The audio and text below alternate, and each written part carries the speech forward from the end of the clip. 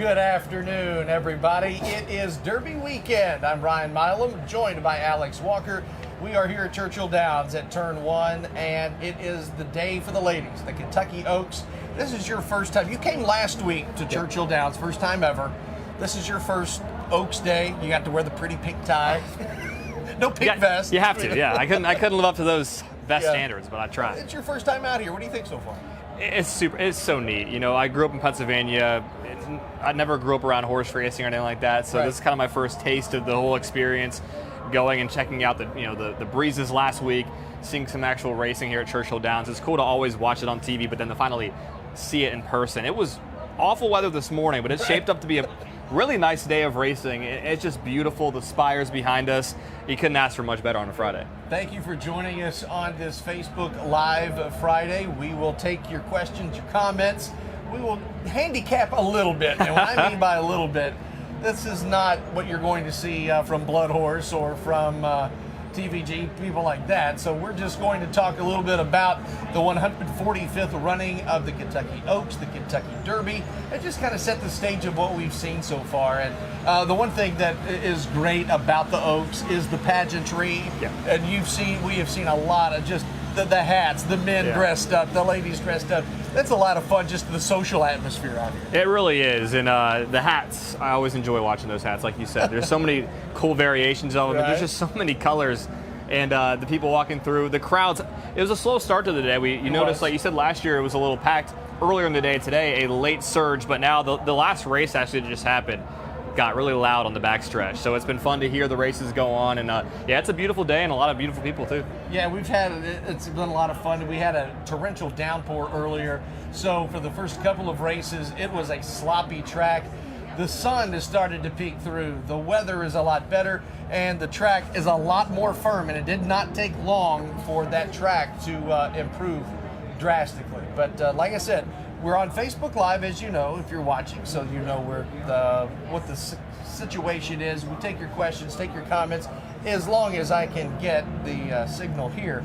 And let's talk about the Derby, though. You know, we've had a lot of news just over the last couple of days. Omaha Beach, the favorite, all of a sudden down and will not race in the Derby.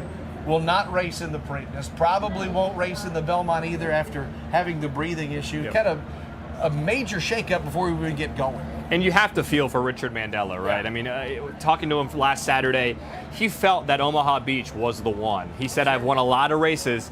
I haven't won this one. And you could tell he really wanted this badly. But he did what's right for the horse. You know, the horse had surgery, I think you said, yesterday in Lexington.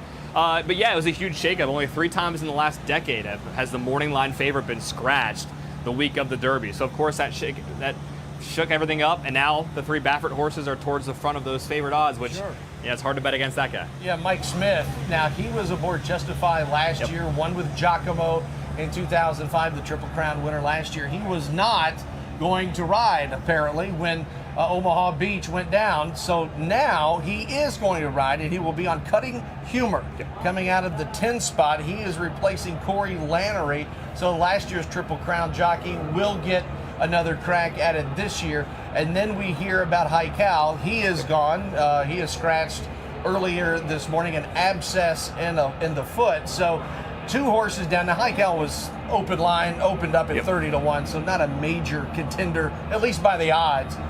But you know, that's why we run this race.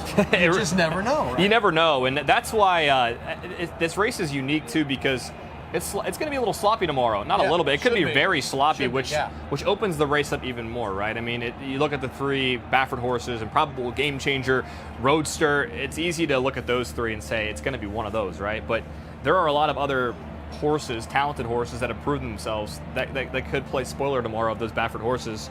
Of course, if you want a cool storyline, of course, Pacoma's the Lexington Bluegrass Stakes winner. That's always one to keep an eye on, winning at Keeneland. John Court is the oldest jockey ever in the Kentucky Derby aboard Long Range Toddy. That's also a unique storyline. So if you're not one of those ones that wants to look at a favorite, want to look at a long shot, it's cool to take a storyline like that. I didn't realize it, but you know, we've got Facebook Live here. We're dressed alike. We didn't. Look, I called Brian last night. What are you wearing tomorrow? I'm gonna wear the exact same. Steve Moss actually just said that. He's like, you guys dress alike. I didn't really Sorry, we didn't try that. But now as I watch, the questions and comments coming in, we are dressed a little bit alike. We are not twinning. Sorry about that. Well, we've got people watching from Stanton, Kentucky, and Powell County, the home of Victor Puente, who's right over here working on a story, all the way down in Jacksonville and places in between. You know, we talked about tomorrow. It's supposed to have a reverse weather day. Today we drove through a downpour to get here. Yep. Now it's getting hot. The sun is out. Looks like it's going to be a great afternoon of racing. Tomorrow it's supposed to be the exact opposite. Dry in the morning, maybe into the early afternoon. And then if you listen to Chris Bailey and everybody at WKYT in the weather department, the heavens are supposed to open up. And last year we had 3 inches of rain. I didn't think it could get much worse than last year. We could have thunderstorms. We could have a lot of nasty tomorrow. And if you have time to just really grind on some research and settle in, look at the horses that have performed in muck. You know, yeah. What are the horses that have performed well in sloppy track conditions? It wouldn't be bad to place a bet on something like that. I know Improbable is a horse that's come up a lot, of a horse that can perform in a sloppy track condition well, that has proven itself. So that could be a horse to look out for tomorrow as well. You know, I like Improbable a little bit, but this horse has got to get outside. He's got to get away from the mud. You know, you find out a lot about horses in one area. What's it like to get kicked in the face Yeah. with all kinds of mud, dirt, what have you? If that horse could get to the outside somehow, or at least get away from the kickback, that's a horse that could possibly do something. And we talked about Bob Baffert with Roadster, Game Winner, and Improbable, 3 of the top betting favorites here. And someone asked earlier this week, what are the odds that Baffert gets 1, 2, and 3 in the Derby? Oof. He said, whoa, okay. Hey, you know. If he does that, Yeah. you talk about the ultimate Triple Crown in one race. That would be awesome. Of course, that would be incredible to see Bob Baffert do that. Of course, history could happen tomorrow as well. He's looking to tie the record, 6 wins. That's right. Would tie the most by a trainer in the Kentucky Derby. He's, of course, trying to capture that. And he had some joking back and forth with Richard Mandela this week about Omaha Beach when he had that hoof issue and said, you know, what advice would you give to Richard Mandela? He said, just wait for the Preakness. He kind of wanted him out of the race jokingly. He's now out of the race officially, though, so that really opens it up and makes it an even better chance that he does get that 6th Kentucky Derby win. And sticking with Improbable just for a moment, when they were in the Arkansas Derby, he was the first horse in. He was in gate number 1. He sat in there for more than 2 minutes, threw a fit, had to take him out of the gate, put him back in. He had the blinkers on in that race. He will not wear them tomorrow at the Kentucky Derby. And as for Roadster, last year, Bob Baffert, winning with Justified, 2nd Triple Crown winner in just about 4 years. And he said, I think Roadster has the ability, the possibility to be a Triple Crown type winner. Could you imagine back-to-back? We went almost 40 years without Triple Crowns. If that happened, and then you get to the Triple Crown, you could have 3 in 5 years. And coming years. into the Santa Anita Derby, all the talk was about Game Winner. Yeah. And then you see Roadster blow by Game Winner on the backstretch and win that race. And okay, Roadster's got some talent too. But yeah, it's neat. It's almost like, you know, once that 2015 Kentucky Derby happened, it's like all the odds are coming back. It's like, if it doesn't happen for a very long time, so it's going to happen a couple times in a row, and then it won't happen for a very long time again. But it would be cool to see it again. I mean, I always enjoy the Triple Crown, especially. I mean, the Belmont's great, but the Belmont's so much better when you have that history riding on it. It's always fun to see. Well, it happened 3 times in the 70s, back-to-back 77, 78. Maybe we'll get it in 2018, 2019. Time will tell. A lot of horses in this race that's question marks. And, you know, we've heard for the last, 3 weeks or so, 2 weeks, how much of a wide-open race this is. Omaha Beach was going to be everybody's betting choice, or for the most part anyway. And if you already had a race with so many question marks, now you take out the overall leader going into the gates. Well, now what do you get? I mean, this could be one of these races where it was a decade ago we saw Mind That Bird come along the rail at 50-1. Who knows? History may repeat itself in some way. When you have a guy like Omaha Beach out of the race, when you have weather, that opens it up for some potential long shots, right? I mean, if you're one of those people that likes to really take a long shot, you know, who do you go for? I mean, you take a look at, you know, Long Range Toddy's 30-1. Cutting Humors with Mike Smith, he's so experienced. He's done it before. Right. That's a guy you look at. Maybe that colt will win as well. It's a wide open race. There's been once Omaha Beach came out, it's like, I don't know who's it going to be. So there's a lot of potential ways you could go with your betting tomorrow. So just to recap quickly, Omaha Beach is out, Hical is out, Bodie Express goes in. Because of the second scratch, there will not be a horse on the rail to start. It'll be at gates 2 to 20, so 19 horses will be going in this race. So we haven't had a full field of 20 to actually race since 2015, and that's when American Pharoah started to create this history of the Triple Crown buzz coming back again. So it happened in 73, 77, 78. Doesn't happen in the 80s, in the 90s. And we went a long time without the favorite winning the Kentucky Derby. A spectacular bid did it in 1979. And then you went through nearly 25 plus years or so before the favorite would win. So if Game Winner was to live up to its name and take it, we've had a lot of favorites over the last 15 years or so do this. We've had a couple of hellos from Cynthiana and Nicholasville, and no, we will not be airing the race. That will appear on another network, which we will not mention on this show. And but your final thoughts as we're going to wrap it up here as we get ready for our afternoon newscast.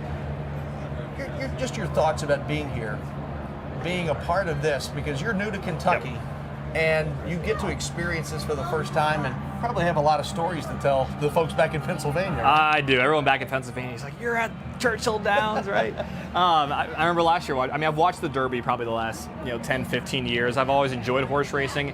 Before I moved here, didn't necessarily understand all the aspects of it. So I think one of the neater parts has been just learning about it. You don't realize how in-depth and how neat horse racing is until you're talking to the trainers and you're talking to the owners about how passionate they are. There's so many things that go into the sport. There's a lot of money involved, and to really sit here up close in person and learn about it, it's been really neat. And of course to see the Twin Spires, I mean, that's something I've always wanted to do, and be here at Churchill Downs. So this is the spot to be. I mean, the first Saturday in May, what better place to be than Churchill Downs? It's beautiful here. A couple of other horses just to consider for tomorrow. The Baffert horses. They are going to be 3 of the heavy betting favorites.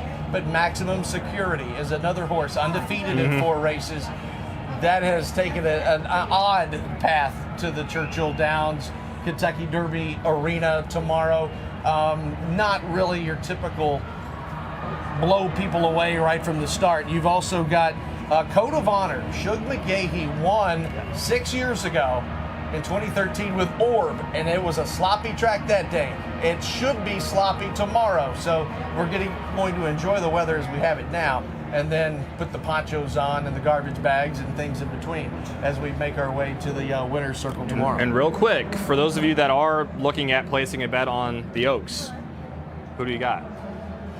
I want, we have talked about Sophie Doyle. Yeah, that's such a cool story. It is, and I think she wants to join Rosie Napravnik as only the second female jockey to ever win the Oaks, and I just think there's Lady Apple. The names of the fillies are really cool. Awesome. Chocolate Kisses is in there, I think. Serengeti Empress. Coming out of the 2-hole. So I think I would like to see Sophie do it. I think that would be kind of cool. And who knows, again, it's been 10 years since we saw Rachel Alexandra and the dominating performance she turned in over the next couple of years, and maybe that next dominating filly is we're going to see him today. It could be. We'll see what happens. Another one I like, just a local storyline, is Restless Rider. Kenny McKeek. Yeah, it'd be cool to see Kenny in the winner's circle for the Oaks. So Restless Rider, that'd be a good one as well. That's going to do it for Alex Walker. I'm Brian Milam. Thanks for watching Facebook Live. We are coming to you live from Churchill Downs. It's Kentucky Oaks 145 tomorrow. Kentucky Derby 145. Thanks for watching, and we'll see you next time.